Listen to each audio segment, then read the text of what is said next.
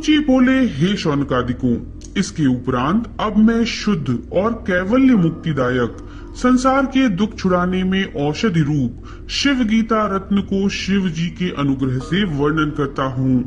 न कर्मों के अनुष्ठान से, न दान से, न तप से मनुष्य मुक्ति को प्राप्त होता है, किंतु ज्ञान से ही प्राप्त होता है।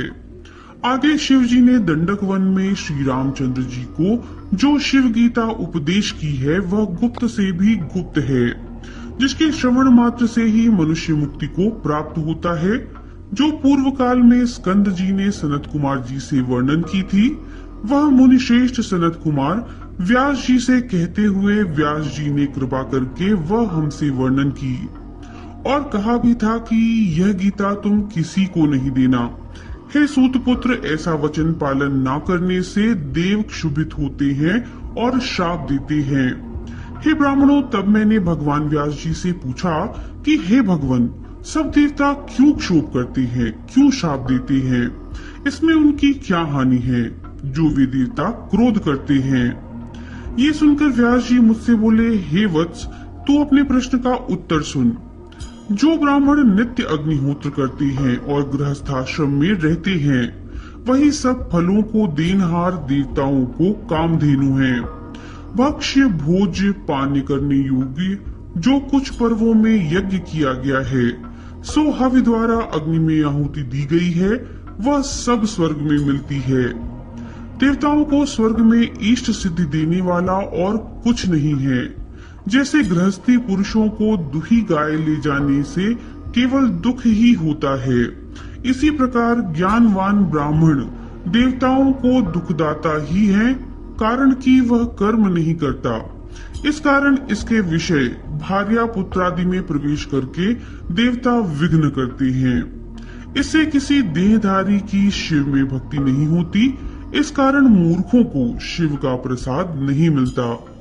और जो यथा कश्चित जानते भी हैं, वह किसी कारण मध्य में खंडित हो जाता है, और जो किसी को ज्ञान हुआ भी तो उसे विश्वास नहीं बचता। ऋषि बोले, जब इस प्रकार से देवता शरीरधारियों को विघ्न करते हैं, तो इसमें किसका पराक्रम है जो मुक्ति को प्राप्त होता है। हे सूतपुत्र, आप सत्य कहिए कि उनका उपाय है या नहीं है। सूची बोले, करोड़ों जन्मों के पुण्य संचय होने से शिव जी में भक्ति उत्पन्न होती है। उस भक्ति से होने वाले इष्ट पूर्तादि कर्मों की कामना छोड़कर मनुष्य शिव जी में अर्पण बुद्धि से यथाविधि कर्म करता है। उन शिव जी की कृपा से जब ये प्राणी दृढ़ भक्तिमान होता है, तब विघ्न छोड़कर भयभीत हो देवता वहां से चले जाते हैं। उस भक्ति के करने से शिव जी के चरित्र श्रवण करने की अभिलाषा उत्पन्न होती है। सुनने से ज्ञान और ज्ञान से मुक्ति हो जाती है। बहुत कहने से क्या, जिसकी शिव जी में दृढ़ भक्ति है, वह करोड़ों पापों से ग्रसा हो तो भी मुक्त हो जाता है। अनादर से, मूर्खता से, परिहास से, कपटता से भी जो मनुष्य शिव भक्ति में तत्पर है, वह अंत्यज अर्थात चांडाल भी मुक्त हो जाते हैं। इस प्रकार से भक्ति सदा करने योग्य है। इस भक्ति के होते भी जो मनुष्य संसार से न छूटे, उस संसार बंधन से न छूटने वाले की समान दूसरा कोई भी मूर्ख नहीं। और कुछ शिव जी भक्त से ही प्रसन्न नहीं होते, जो नियम से केवल भक्ति या द्रोह ही करते हैं। उन पर भी प्रसन्न हो शिव मनवांछित फल प्रदान करते हैं। बड़े मोल की वस्तु कुछ लेकर व अल्प मूल की वस्तु अथवा केवल जल ही लेकर जो नियम से शिवार्पण करते हैं, शिव जी प्रसन्न हो उसे त्रैलोक्य देते हैं। और जो यह न हो सके तो नियम से नमस्कार व प्रदक्षिणा जो नित्य प्रति शिव जी की करते हैं, उसके ऊपर भी शिव जी प्रसन्न होते हैं।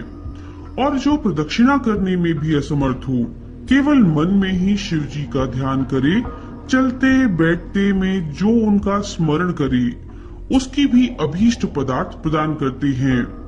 चंदन, बेलकाष्ठ तथा वन में उत्पन्न हुए फल जिसके अधिक प्रीति करने वाले हैं, उन शिव जी की सेवा करने में त्रिलोकी में कौन सी वस्तु दुर्लभ है।